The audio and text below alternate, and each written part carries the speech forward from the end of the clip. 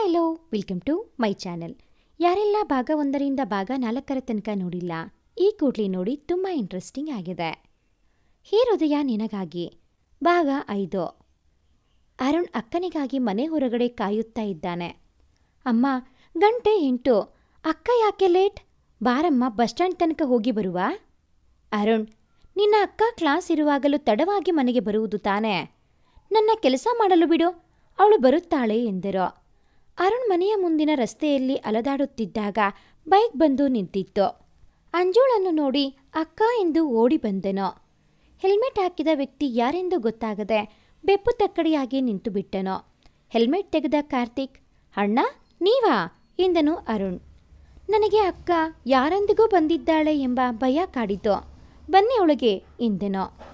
ಅಂಜು ಸೀದಾ ಮನೆ ಒಳಗೆ ಹೋದವಳೆ ಅಮ್ಮನನ್ನು ನೋಡದೆ ಬಚ್ಚಲು ಮನೆ ಸೇರಿದ್ದಳು. ಗೌರಿಗೆ 20ರ ಹರಿಯದ ಮಗಳನ್ನು ನೋಡಿ ಅನುಮಾನ ಇದ್ದರೂ ಹೊಳಬಂದ ಕಾರ್ತಿಕ್ನ ಕಂಡು ಸಂತೋಷವಾಯಿತು. ಅಂಜು ಬಚ್ಚಲು ಮನೆಯಲ್ಲಿ ಇದ್ದ 2 ಬಕೆಟ್ ನೀರನ್ನು ತಲೆ ಮೇಲೆ ಹೊಯ್ದುಕೊಂಡಳು. ಹೊರಗಡೆ ಅಮ್ಮನಿಗೆ ಅಳುವ ಸದ್ದು ಗೊತ್ತಾಗಬಾರದೆಂದು ಬಾಯಿಗೆ ಕೈ ಅಡ್ಡ ಇಟ್ಟು ಸಂಜೆಯ ಪರಿಸ್ಥಿತಿ ನೆನೆದು ಅತ್ತಳು. ಹೊಳಬಂದ ಕಾರ್ತಿಕ್ನ ಗೌರಿ ಮಾತನಾಡಿಸತೊಡಗಿದರು. ನಿನ್ನ ಪರಿಚಯ ಆದರೂ ನಿನ್ನ ಹೆಸರು ತಿಳಿಯಲಿಲ್ಲ ಎಂದರು. ಅವರ ಮಾತಿಗೆ ಕಾರ್ತಿಕ್ ಏನು ಹೇಳಬೇಕು ತೋಚದೆ ಕುಳಿತನು. ಅಷ್ಟರಲ್ಲಿ ಅಂಜು ಹೊರಬಂದಳು. ದೇವರಿಗೆ ನಮಸ್ಕಾರ ಮಾಡಿ ತಿರುಗಿದವಳು ಕಾರ್ತಿಕ್ ಅವಳನ್ನೇ ನೋಡುತ್ತಾ ಕುಳಿತಿದ್ದನ್ನು ನೋಡಿದಳು. ನೀವಿನ್ನೂ ಹೋಗಿಲ್ವಾ? ತುಂಬ ಸಮಯವಾಯಿತು ಎಂದಳು. ಏನ್ ಮಾತನಾಡುತ್ತಿದ್ದಿ? ಮನೆಗೆ ಬಂದ ಅತಿಥಿಯನ್ನು ಹೋಗಲು ಹೇಳುವಿಯಾ ಎಂದರು ಗೌರಿ. ಹಾಗೇನೂ ಇಲ್ಲ ಅಮ್ಮ. ಕಾರ್ತಿಕ್ಗೆ ಅವಳ ಮಾತಿನ ಅರ್ಥ ಅರಿತವನು. ಆಂಟಿ, ಅಂಜು ಹೇಳುವುದು ಸರಿ, ನಾನು ಇನ್ನು ಹೊರಡುವೆ. ಹೊರಗೆ ಬಂದವನಿಗೆ ಅಂಜುಳ ಜೊತೆ ಮಾತನಾಡಬೇಕೆಂದಿತು. ಮನವನ್ನು ಅಲ್ಲೇ ತಡೆದನು. ಬೈಕ್ ಸ್ಟಾರ್ಟ್ ಮಾಡಿದ್ದವನಿಗೆ ಬೈಕ್ನಲ್ಲಿ ಪೆಟ್ರೋಲ್ ಇಲ್ಲವೆಂದು ತಿಳಿಯಿತು. ಶೆಟ್, ಸಂಜೆ ಪೆಟ್ರೋಲ್ ಹಾಕಲು ಬಂದವನೇ ರಾಹುಲ್ ಹಾಗೂ ಅಂಜನ ಕಾರಿನಲ್ಲಿ ಹೋಗುವುದು ನೋಡಿ ಬಂದಿದ್ದೆನೋ. ಹೀಗೆ ನೆನಪಾಗಿ ಏನು ಮಾಡಲು ಸಾಧ್ಯ? ಯಾಕಪ್ಪ, ಬೈಕ್ ಸರಿ ಇಲ್ಲವೇನೋ? ಗೌರಿ ಮಾತಿಗೆ ಸರಿಯಾಗಿ ಇದೆ ಆಂಟಿ, ಪೆಟ್ರೋಲ್ ಇಲ್ಲ ಅಂತ ಕಾಣುತ್ತೆ. ಇಲ್ಲಿ ಬಸ್ ಆಟೋ ಏನಾದರೂ ಸಿಗುತ್ತಾ ಎಂದೆನೋ. ಇಲ್ಲಿ ಬಸ್ 8 ಗಂಟೆಗೆ ಕೊನೆ. ಫೋನ್ ಮಾಡಿದರೆ ಆಟೋದವರು ಪರಿಚಯದವರು ಆದರೆ ಬರುತ್ತಾರೆ ಎಂದು ಒಳಗೆ ಬಾ ಎಂದು ಕರೆದರು ಗೌರಿ. ನೀನು ಊಟ ಮಾಡಿ ಹೋಗುವಾಸೆ ಆದರೂ ನೀನು ಹೊರಡು ಬಿಟ್ಟೆ. ಈಗ ನೋಡಿದರೆ ನೀನು ಇಲ್ಲಿಯೇ ಇರುವಂತೆ ಆಯಿತು. ಒಳ್ಳೆಯದೆ. ಗೌರಿ ಮಾತಿಗೆ ಕಾರ್ತಿಕ್ ನಸುನಗುತ್ತಾ ಎದೆಯಲ್ಲಿ 100 ಬಣ್ಣ ಬಣ್ಣದ ಚಿಟ್ಟೆ ಹಾರಾಡುತ್ತಾ ಅರುಣ್ ಹೆಗಲಿಗೆ ಕೈ ಇಡುತ್ತಾ ಹೊಳಬಂದವನೋ ಮನೆಯನ್ನು ಒಮ್ಮೆ ನೋಡಿದನೋ. ಪುಟ್ಟದಾದ ಮನೆಯಲ್ಲಿ ಒಂದು ಹಾಲ್, 2 ಮಲಗುವ ಕೋಣೆ, ಚಿಕ್ಕದಾದ ಅಡುಗೆ ಮನೆ ಹಾಗೂ ಬಚ್ಚಲು ಮನೆ. ಚಿಕ್ಕ ಮನೆಯಾದರೂ ತುಂಬ ಅಚ್ಚುಕಟ್ಟಾಗಿ ಇತ್ತು. ಟೈಲರಿಂಗ್ ಮಿಷಿನ್ ಹಾಲ್ನಲ್ಲಿ ಇಟ್ಟು ಗೌರಿ ಕೆಲಸ ನೋಡುತ್ತಿದ್ದವನನ್ನು ಅಂಜು ಕರೆದಾಗ ಹಾ ಹೇಳಿ ಎಂದ. ನೀವು ಸ್ನಾನ ಮುಗಿಸಿ ಬನ್ನಿ ಎಂದಳು ಟವಲ್ ಅವನ ಕೈಗೆ ಕೊಟ್ಟು. ಅರುಣ್, ಬಚ್ಚಲು ಮನೆ ತೋರಿಸು ಎಂದಳು. ಅಮ್ಮ, ಅವರಿಗೆ ಈ ಬಟ್ಟೆ ಕೊಡ್ಲಾ? ಗೌರಿ ತನ್ನ ಗಂಡನ ಹೊಸ ಪಂಚೆ ಶರ್ಟ್ ಕಂಡು ಗಂಡನಿಗಾಗಿ ಮಿಡಿಯಿತು ಅವರ ಮನಸ್ಸು. ಅಮ್ಮ, ಪಪ್ಪನ ನೆನಪು ಮಾಡಿಸಲು ತಂದಿಲ್ಲ, ಬೇರೆ ಬಟ್ಟೆ ಇರಲಿಲ್ಲ, ಕ್ಷಮಿಸು ಎಂದಳು. ಇಲ್ಲ ಅಂಜು, ನೀನು ಕ್ಷಮೆ ಕೇಳಬಾರದು, ಕೊಡು ಆ ಬಟ್ಟೆಯನ್ನೇ. ಸಾಂಬಾರ್ ಅನ್ನ ಇದೆ, ಹಪ್ಪಳ ಮಾಡಿ ಊಟಕ್ಕೆ ಬಡಿಸು, ನಾನು ಈ ಬಟ್ಟೆಯ ಕೆಲಸ ಪೂರ್ತಿ ಮಾಡುವೆ ಎಂದರು. ಅರುಣ್, ಈ ಬಟ್ಟೆ ಅವರಿಗೆ ಕೊಡು, ಆಮೇಲೆ ಊಟಕ್ಕೆ ಬರಲು ಹೇಳು ಎಂದಳು. ಸ್ನಾನ ಮುಗಿಸಿ ಬಂದವನಿಗೆ ಶರ್ಟ್ ತೊಟ್ಟು ಪಂಚೆ ಹೊಡಲು ಆಗದೆ ಒದ್ದಾಡಿ ಬಿಟ್ಟನು. ಹಾಲ್ಗೆ ಬಂದವನು, ಆಂಟಿ ಸ್ವಲ್ಪ ಸಹಾಯ ಎಂದನು ನಾಚಿಕೆಯಿಂದ ತಲೆ ತಗ್ಗಿಸಿ.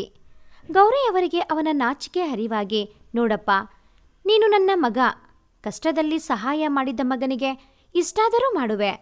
ಪಂಚೆಯನ್ನು ಹುಡಿಸಿ ಕಾರ್ತಿಕ್ನ ನೋಡಿ ಅವರ ಅಣ್ಣನ ನೆನಪಾಗಿತ್ತು ಗೌರಿಯವರಿಗೆ. ಅಮ್ಮ, ಊಟ ತಯಾರಾಗಿದೆ, ಅಲ್ಲೇ ಹಾಲ್ನಲ್ಲಿ ತರುವೆ ಎಂದಳು ಅಡುಗೆ ಮನೆಯಿಂದಲೇ ಕೂಗಿ. ಅನ್ನ, ಸಾಂಬಾರ್, ಕರಿದ ಹಪ್ಪಳ, ಸಂಡಿಗೆ ಪಾತ್ರೆ ತಂದು ಬಟ್ಟಲಿಗೆ ಎಲ್ಲರಿಗೂ ಹಾಕಿಕೊಟ್ಟಳು. ಕಾರ್ತಿಕ್ ದಿನ ಊಟದಲ್ಲಿ ಬಗೆ ಬಗೆಯ ಖಾದ್ಯ, ಆದರೆ ಇವತ್ತಿನ ಊಟದಲ್ಲಿ ಮನೆಯವರ ಪ್ರೀತಿ ಹಾಗೂ ಮಾಡಿದ ಅಡುಗೆಯಿಂದ ಹೊಟ್ಟೆ ತುಂಬಿತು. ಮಲಗಲು ನೆಲದ ಮೇಲೆ ಬೆಡ್ ಹಾಕಿ ಕಾರ್ತಿಕ್ನ ಮಲಗಲು ಹೇಳಿ ಅಮ್ಮನ ಕೆಲಸಕ್ಕೆ ನೆರವಾದಳು.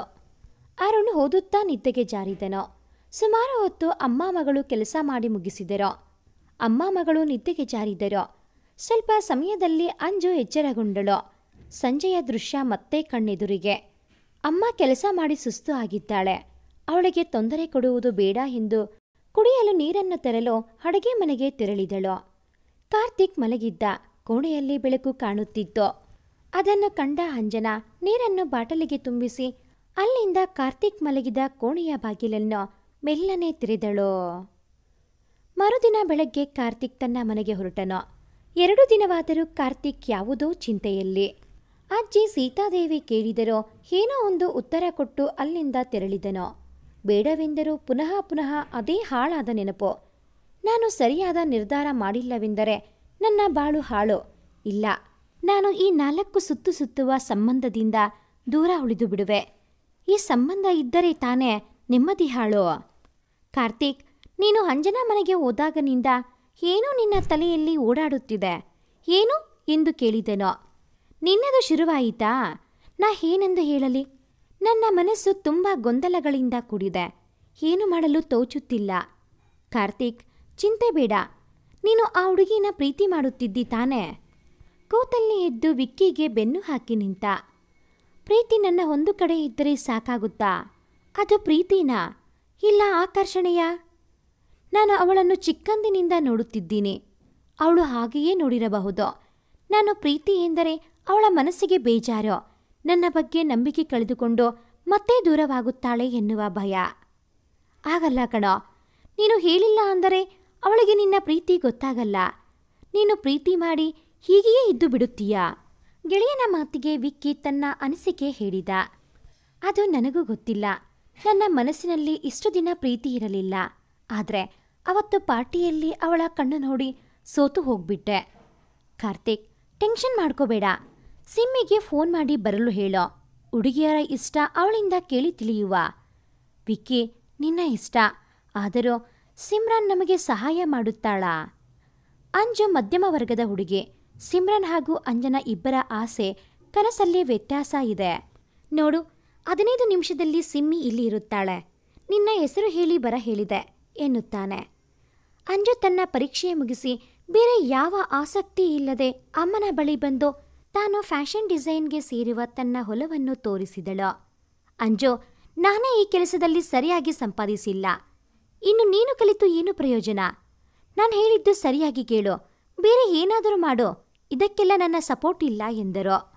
ಅಮ್ಮ ಮಗಳ ವಾಗ್ವಾದ ನಡೆದು ಕೊನೆಗೆ ಅಂಜನಾ ಅಲ್ಲಿಂದ ಎದ್ದು ಕಣ್ಣು ಹೊರೆಸುತ್ತಾ ಹೊರನಡೆದಳು. ಸ್ವಲ್ಪ ದೂರದಲ್ಲಿದ್ದ ನದಿ ತೀರಕ್ಕೆ ಕಾಲ್ನಡಿಗೆಯಲ್ಲಿ ಹೋದಳು.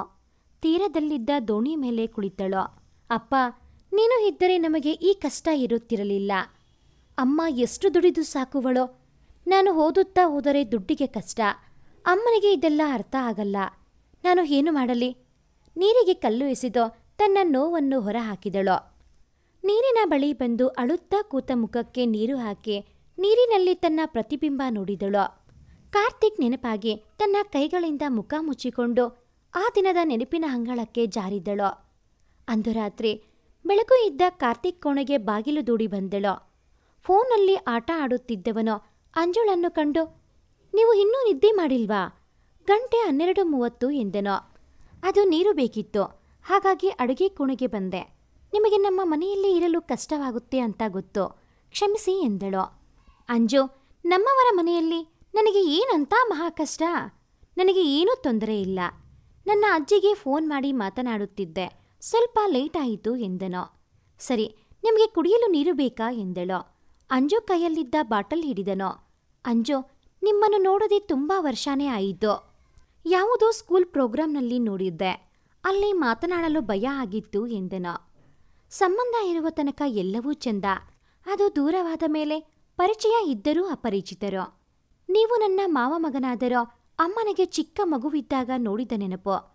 ಇವತ್ತು ಸಹಾಯ ಮಾಡಿದರೂ ನೀವು ಅವರ ದೃಷ್ಟಿಯಿಂದ ಹೊರಗಿನ ವ್ಯಕ್ತಿ. ಏನು ವಿಚಿತ್ರ ಸಂಬಂಧ? ನಿಮಗೆ ನನ್ನ ನೆನಪು ಇತ್ತೇನೋ? ನೆನಪು ಇರದೆ ಏನೋ?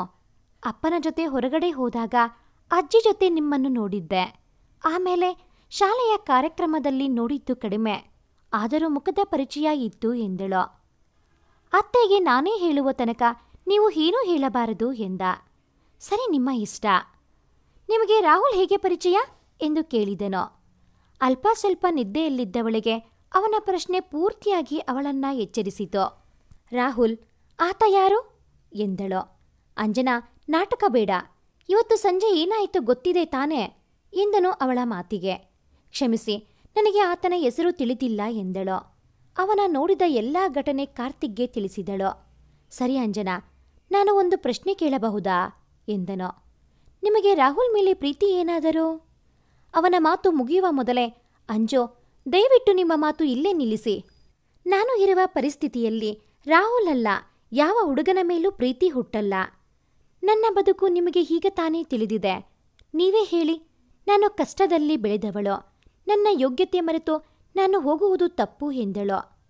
ಅಪ್ಪ ದೇವರೇ, ನೀನು ಯಾರನ್ನೂ ಪ್ರೀತಿ ಮಾಡುವುದು ಬೇಡ. ಇಷ್ಟು ಮುದ್ದಾಗಿರುವ ಹುಡುಗ ಇರುವಾಗ ಬೇರೆಯವರು ಯಾಕೆ ಬೇಕು? ಮನಸ್ಸಿನ ಮಾತು ಮುಖದಲ್ಲಿ ನಗು.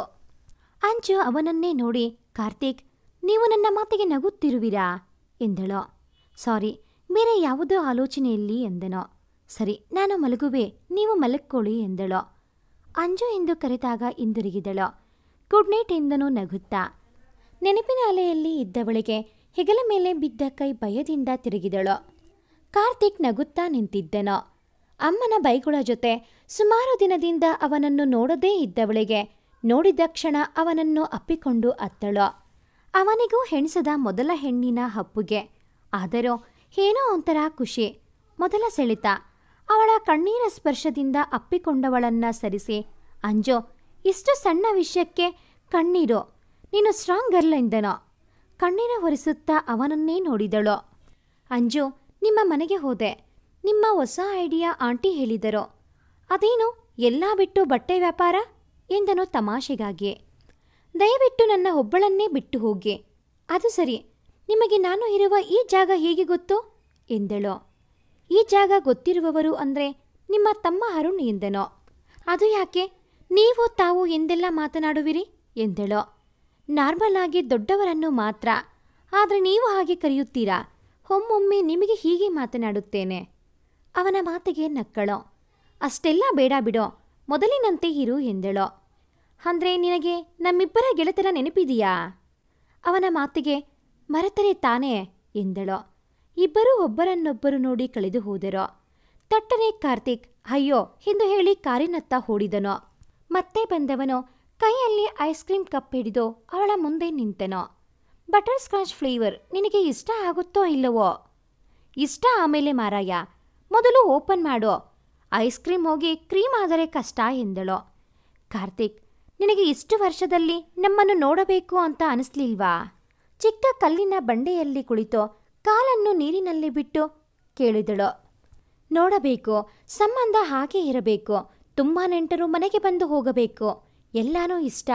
ಆದರೆ ತುಂಬ ಪ್ರೀತಿ ಮಾಡುವ ವ್ಯಕ್ತಿಗಳಿಂದ ನೋವಾದಾಗ ಯಾವ ಸಂಬಂಧವೂ ಬೇಡ ಅನ್ನಿಸುತ್ತೆ. ಮೊದಲು ಕೊಟ್ಟ ಗಾಯದ ಪೆಟ್ಟು ಹಾಗೇ ಇದೆ.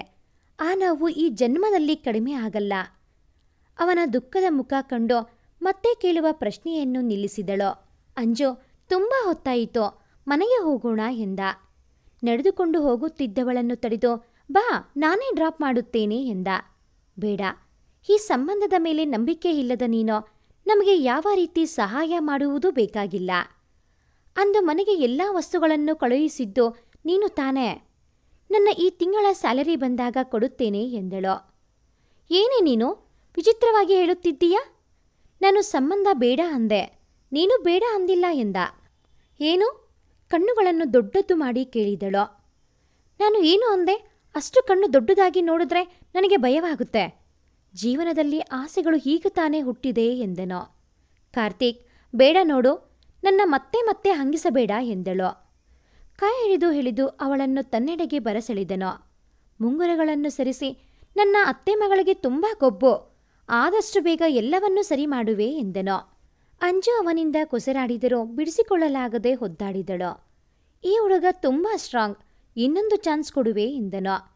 ಕೊನೆಗೆ ಕಾರ್ತಿಕ್ ಕೈಯನ್ನು ಅಂಜು ಕಚ್ಚಿ ಅವನಿಂದ ಬಿಡಿಸಿಕೊಂಡಳು. ನೋವಲ್ಲಿ ಅಮ್ಮ ಎಂದನು. ಹತ್ತಿರ ಬಂದವಳೆ ಕೆಂಪಾದ ಕೈಯನ್ನು ಮುಟ್ಟಿ, ಸಾರಿ ಕಣೋ, ತಮಾಷೆ ಮಾಡಲು ಹೋಗಿ ನೋವು ಕೊಟ್ಟೆ ಎಂದಳು.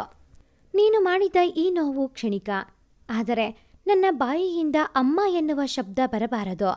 ಆ ಪದವನ್ನು ದ್ವೇಷ ಮಾಡುತ್ತೇನೆ ಎಂದನು. ಕಾರ್ತಿಕ್, ತುಂಬ ಹಠ ಕೋಪ ಒಳ್ಳೆಯದಲ್ಲ. ಯಾವುದೋ ವಿಷಯಕ್ಕೆ ನೀನು ಕೋಪ ಸಾಧಿಸುವುದು ಅಗತ್ಯ ಇದೆಯಾ? ಸುಮ್ಮನೆ ಇರು ಅಂಜನಾ. ನಿನಗೆ ಈ ಕೋಪ ಕಾಣುತ್ತೆ, ನನ್ನ ನೋವು ಇಲ್ಲ, ಯಾರಿಗೂ ಅರ್ಥ ಆಗಲ್ಲ ಎಂದನೋ. ನೀನು ಮನೆಗೆ ಹೋಗು, ನನಗೆ ಒಬ್ಬನೇ ಇರಬೇಕು ಎಂದನೋ. ಕಾರ್ತಿಕ್, ಈಗಾಗಲೇ ಸಮಯ ಕಳೆದಿದೆ, ಕತ್ತಲಾಗುತ್ತಿದೆ, ಇನ್ನೂ ನೀನು ಇಲ್ಲಿ ಇರುವುದು ಸರಿಯಲ್ಲ, ಬಾ ನನ್ನ ಜೊತೆ ಎಂದಳೋ. ಅವಳ ಮಾತಿನಲ್ಲಿ ಕಾಳಜಿ ಇತ್ತು. ಎರಡು ಕೈ ಹಿಡಿದು ನಿನಗೆ ಕೈ ಮುಗಿಯುತ್ತೇನೆ ಅಂಜೋ, ದಯವಿಟ್ಟು ಹೋಗು ಎಂದನೋ. ನಾನು ನಿನ್ನ ಕಾಲು ಹಿಡಿಯುತ್ತೇನೆ, ಬೇಗ ಬಾ, ಇಲ್ಲ ಅಂದ್ರೆ ನಾನು ನಿನ್ನ ಜೊತೆ ಇರುತ್ತೇನೆ ಎಂದಳೋ. ಶಟಪ್, ನನ್ನ ಜೊತೆ ನೀನು ಏನೇ ಇರುವುದು? ನನ್ನ ನೋವು ನನ್ನಲ್ಲಿ ಮಾತ್ರ. ಈಗ ನೀನು ಇರುತ್ತೀಯಾ, ಆದರೆ ನನ್ನ ಜೀವನದಲ್ಲಿ ನೀನು ಇರುತ್ತೀಯಾ ಎಂದನೋ. ಸರಿ, ನಿನ್ನ ಜೀವನದ ಪಯಣದಲ್ಲಿ ಈ ಅಂಜನಾ ಇರುತ್ತಾಳೆ. ನಿನ್ನ ನೋವು ಮರೆಸಲು ಪ್ರಯತ್ನ ಮಾಡುವೆ, ಇದು ನನ್ನ ಹಾಣೆ ಎಂದಳೋ. ಬಾಯಿಯಿಂದ ಮಾತನ್ನು ಹಿಂದೆ ತೆಗೆದುಕೊಳ್ಳಲು ಸಾಧ್ಯ ಇಲ್ಲ. ಮಾತು ಕೊಟ್ಟು ಆಯಿತು, ಆದರೆ ಆ ಪ್ರಮಾಣ ಮುಂದೊಂದು ದಿನ ಅವಳ ಬಾಳಿಗೆ ಮುಳ್ಳಾಗುತ್ತಾ? ಪ್ರೀತಿ ಇಲ್ಲದ ಮನಸ್ಸಿನಲ್ಲಿ ಪ್ರೀತಿ ಮೂಡಿ ಅದು ಸಿಗುವ ವೇಳೆ ಆ ಬಂಧನ ಕಳಚಿ ಹೋಗುತ್ತಾ? ಕಾಯ್ದು ನಿರೀಕ್ಷಿಸಿ. ಭಾಗ 6 ಮುಂದುವರಿಯುತ್ತದೆ. ಭಾಗ 6ನ ನೋಟಿಫಿಕೇಷನ್ಸ್ ನಿಮಗೆ ಬರಬೇಕು ಅಂತ ಅಂದರೆ ಈ ಕೂಡಲೇ ಈ ಚಾನಲ್ಗೆ ಸಬ್ಸ್ಕ್ರೈಬ್ ಆಗಿ. ಹಾಗೆಯೇ ಈ ಒಂದು ವಿಡಿಯೋ ನಿಮಗೆ ಇಷ್ಟ ಆಗಿದ್ದಲ್ಲಿ ಪ್ಲೀಸ್ ಲೈಕ್ ಮಾಡಿ, ಶೇರ್ ಮಾಡಿ, ಹಾಗೆಯೇ ಕಾಮೆಂಟ್ ಮಾಡೋದನ್ನು ಮರಿಬೇಡಿ. Thanks for watching this video.